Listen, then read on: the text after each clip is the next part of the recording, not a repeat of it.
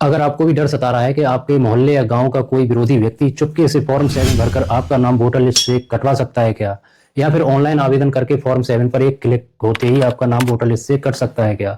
अगर हाँ, तो आप बिल्कुल ना घबराएं। आज हम समझेंगे कि फॉर्म 7 की क्या प्रक्रिया होती है। कोई भी गलत तरीके से वैलिड मतदाता का नाम वोटर लिस्ट से बिल्कुल नहीं कटवा सकता है।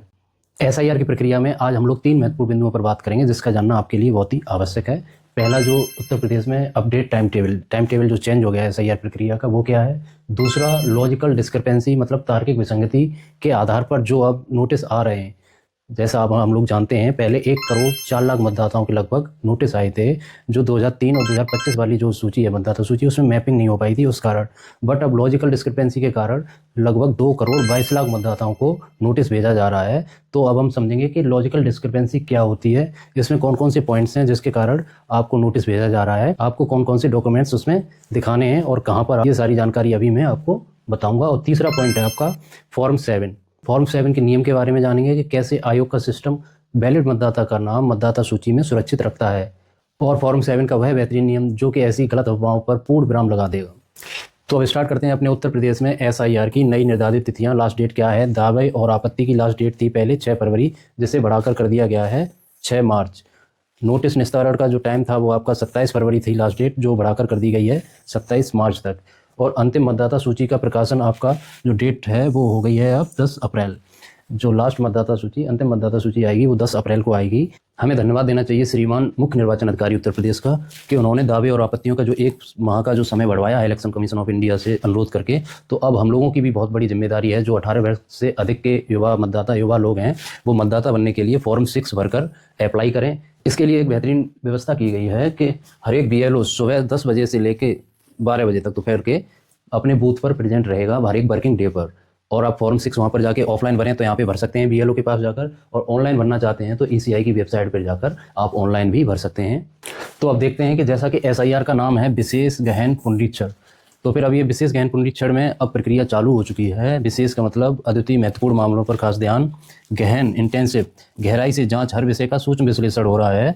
और पुनरीक्षण मतलब पुनरीक्षण कर सटीक सूची जो जारी होगी 10 अप्रैल को, वो तो स्पेशल इंटेंसिव रिवीजन, गहनता से परीक्षण किया जा रहा है आपकी जो मतदाता सूची है उसमें। तो अब ऐसे कुछ 5 पॉइंट हैं जो लॉजिकल डिस्क्रिपेंसी है, तार्किक विसंगति, वो है यही है कि गहनता से जांच हो रही है हर एक बिंदु की, कि अब वो कौन कौन से पॉइंट्स हैं इंपॉर्टेंट 5 जिनके बारे में लॉजिकल डिस्क्रिपेंसी के नोटिस आ रहे हैं। तो उन पॉइंट्स को अब हम समझते हैं बहुत अच्छी तरीके से। तो समझते हैं पहली तार्किक विसंगति क्या है। 2003 की मतदाता सूची से पिता का नाम बेमेल, यानी मतदाता के वर्तमान दस्तावेजों में दर्ज पिता का नाम वर्ष 2003 की मतदाता सूची में दर्ज पिता के नाम से मेल नहीं खा रहा है।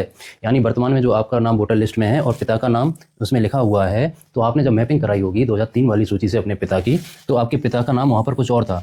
जैसे यहाँ पे रमेश चंद्र अभी वर्तमान में लिखा हुआ है, और जब 2003 में अगर रमेश प्रसाद था, तो ऐसे मतदाताओं के जो भी नाम थोड़ा चेंज है पिता के नाम में, तो उनको भी नोटिस जा रहे हैं। अब समझते हैं दूसरी तार्किक विसंगति क्या है। 6 या अधिक बेटों द्वारा मैपिंग। समस्या क्या है? एक ही पिता के नाम पर 6 या उससे अधिक मतदाताओं ने अपने नाम मतदाता सूची में मैप किए हैं, जो एक तार्किक विसंगति है। यानी जब आपने गणना प्रपत्र भरे होंगे तो एक ही पिता की डिटेल दिखाई गई है 6 या 6 से अधिक लोगों द्वारा, यानी पिताजी का नाम ये है और 6 लोगों ने उसमें दिखा दिया कि ये हमारे पिताजी हैं, इनसे हमारी मैपिंग कर दीजिए 6 या 6 से अधिक। तो ऐसे लोगों को भी नोटिस आ रहा है लॉजिकल डिस्क्रिपेंसी वाला। इसमें बिल्कुल घबराने की जरूरत नहीं है। इसका उद्देश्य सिर्फ यही है कि उन लोगों को पकड़ना जिन्होंने ये फॉर्म में गलत डिटेल भर दी है या गलत डिटेल उसमें फिल हो गई है। 6 या 6 से अधिक लोगों की एक ही व्यक्ति से मैपिंग हो गई है, तो उन लोगों को अलग छांटा जाएगा। और अगर आप सही हैं बिल्कुल, तो आप अपने डॉक्यूमेंट्स दिखा देंगे और उसमें फिल हो जाएगा, आपका नाम वोटर लिस्ट में बना रहेगा। घबराने की कोई जरूरत नहीं। अब समझते हैं तीसरी तार्किक विसंगति क्या है। माता पिता और बच्चे की उम्र में 15 वर्ष से कम का अंतर। यानी विसंगति का ये जो उदाहरण है इसमें समझेंगे आप, जैसे माता पिता की एज और जो मतदाता पुत्र है उसकी आयु में अगर माइनस करेंगे इन दोनों माता पिता की आयु से अलग अलग, तो 15 वर्ष से कम का उसमें अंतर है। तो ऐसे लोगों को भी नोटिस डिस्क्रिपेंसी वाला भेजा जा रहा है। इसी प्रकार चौथी तार्किक विसंगति क्या है। मतदाता सूची में मतदाता और उसके माता पिता के आयु के बीच 50 वर्ष से अधिक का अंतर होना एक तार्किक विसंगति माना गया है। यानी मतदाता ने अपने 2003 की सूची में माता या पिता से जिससे भी मैपिंग कराई है, उन दोनों की आयु के बीच में अंतर, जैसे पिता से कराई है तो पिता और पुत्र ये हो गए, तो इनके बीच आयु में अंतर 50 वर्ष से अधिक है। तो क्या ये एक तार्किक विसंगति बन जाती है और आपको एक नोटिस आएगा। तो इसमें दोनों कंडीशन बन रही है। पहली कंडीशन जो तीसरी वाला पॉइंट था, जैसे कि 15 वर्ष से अगर कम है मतदाता और माता पिता की आयु का अंतर तब, अगर और 50 वर्ष से अधिक है तो दोनों कंडीशन में नोटिस आ रहे हैं। कोई घबराने की बात नहीं है, आप अपने डॉक्यूमेंट्स दिखा देना अगर ऐसी कंडीशन है। तो जो भी आपके सही डॉक्यूमेंट्स हैं वो आप बिल्कुल दिखा दें। इसी प्रकार समझेंगे हम पांचवी तार्किक विसंगति क्या है। अगर मतदाता और उसके दादा दादी नाना नानी की आयु 40 वर्ष से, इन दोनों की आयु में 40 वर्ष से कम का अंतर है तो इसे तार्किक विसंगति माना जाता है। तो ये क्या है, यहाँ पे जैसे किसी मतदाता ने अपने दादा दादी या नाना नानी ग्रैंड पेरेंट्स से मैपिंग कराई है 2003 वाली, तो उन दोनों के जो जैसे भी कराई है उनसे उम्र में अंतर अगर 40 वर्ष से कम है तो फिर ये नोटिस इस प्रकार का आ रहे हैं, जिसमें कि आप अपने साक्ष्य प्रस्तुत कर देंगे तो वहां पे मान्य हो जाएगा। अब आते हैं अपने अगले महत्वपूर्ण बिंदु फॉर्म 7 पर, जिसमें कि अभी काफ़ी अफवाहें, गलत अफवाहें चल रही हैं कि फलाने व्यक्ति ने फॉर्म 7 भर दिया है, क्या उसका नाम दूसरे व्यक्ति का मतदाता सूची से कट जाएगा क्या? तो ऐसा बिल्कुल नहीं है। अगर आप बिल्कुल वैलिड मतदाता हैं तो कोई भी फॉर्म 7 भर दे आपका विरोधी या जो भी व्यक्ति दूसरा, तो आपका नाम ऐसे नहीं कटेगा, बिल्कुल भी आपको घबराने की कोई ज़रूरत नहीं है। तो इसको आज हम पूरी प्रक्रिया को फॉर्म 7 की समझेंगे, जिससे कि इन अफवाहों को विराम लगाया जा सके। क्या भ्रांति फैला रखी है कि क्या कोई भी आपका नाम मतदाता सूची से कटवा सकता है? क्या भ्रांति क्या है, कोई भी फॉर्म 7 भरकर चुपके से मेरा नाम कटवा देगा और मुझे पता भी नहीं चलेगा। तो ये क्या है, ये बिल्कुल भी गलत है। समझेंगे कैसे? क्योंकि जो फॉर्म 7 भर के फिर अगला जो प्रोसेस होता है बहुत ही मजबूत सुरक्षा चक्र होता है चुनाव आयोग का, कि बिना जांच किए ही किसी का भी नाम ऐसे नहीं कटवा सकते हैं। पहले समझते हैं, जब आपकी आपत्ति के लिए फॉर्म 7 कोई भरेगा व्यक्ति, तो BLO घर जाकर आपकी जांच करते हैं, क्या व्यक्ति सचमुच वहाँ नहीं रहता है, मृत्यु हो चुकी है या शिफ्ट हो गया है। पड़ोसियों से भी पूछताछ होती है। ठीक है, पहला पॉइंट तो ये हो गया फिजिकल वेरिफिकेशन। BLO साहब आपके वहाँ पे जाएंगे, घर पे आपके आसपास देखेंगे, पूछेंगे, जानकारी करेंगे कि क्या व्यक्ति की मृत्यु हो गई है, चला गया है, या फिर जो भी वैलिड पॉइंट बनता है वो उसकी जांच होगी, जो उसने आवेदन में दूसरे व्यक्ति ने दिया होगा उसकी।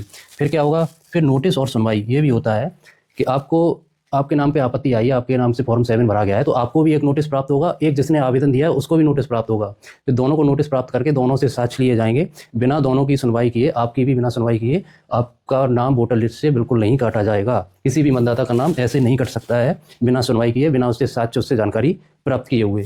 तो ये बिल्कुल ही बहुत ही बड़ी भ्रांति अभी फैली हुई है कि फॉर्म 7 कोई भर देगा तो उसका नाम दूसरे का कट जाएगा। तो ऐसा बिल्कुल नहीं है, पूरा सुनवाई का मौका मिलता है और ऐसे नाम नहीं कट सकता। और दूसरी चीज़, जो व्यक्ति ऐसी हरकत कर रहे हैं उनके लिए क्या है, जो गलत जानकारी देने पर सजा का भी प्रावधान है। किसी वैलिड मतदाता के नाम आप फॉर्म 7 भर दे रहे हैं गलत, कि वो मृत्यु हो गई है या फिर वो कहीं परमानेंटली शिफ्टेड हो गया है, तो ये बहुत ही गलत बात है। ऐसी गलत जानकारी नहीं देनी चाहिए।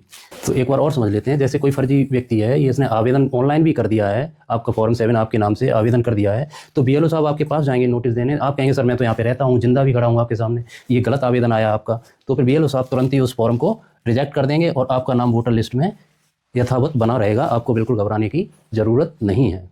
तो ऐसी जो गलत अफवाहें फैल रही हैं उनको अब विराम लगाना चाहिए। तो SIR की प्रक्रिया में जो BLO साहब द्वारा आपको नोटिस दिए जा रहे हैं उसमें उनका सहयोग करें, उनको डॉक्यूमेंट्स अपने दिखा दें और एक जिम्मेदार व्यक्ति होने का कर्तव्य निभाएं, जिससे कि अपनी जो 10 अप्रैल को मतदाता सूची आ रही है वो बिल्कुल प्योर होके आए, मतलब बिल्कुल शुद्ध मतदाता सूची आएगी, जो कि अपने लोकतंत्र के लिए बहुत ही मजबूत आधारशिला रखेगी। तो आज के लिए बस इतना ही। आगे कोई अपडेट आएगी तो मैं आपको बता दूंगा। अगर जानकारी अच्छी लगी हो तो इस वीडियो को आप शेयर करें। Thank you. जय हिंद।